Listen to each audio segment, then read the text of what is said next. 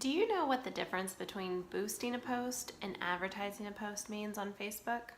If not, stay tuned for this week's Ask Ashton, where I address the difference and why you probably want to steer clear from boosting.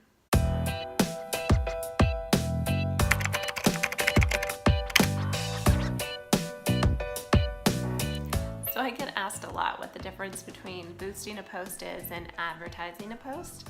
And one of the main differences that I tell my clients about is the fact that with boosting, you get to choose a target market, but you don't actually get to tell Facebook what your objective is with that target market. So with Facebook advertising, going through the ads manager, you get to tell them my campaign objective is either brand awareness or engagement or website traffic.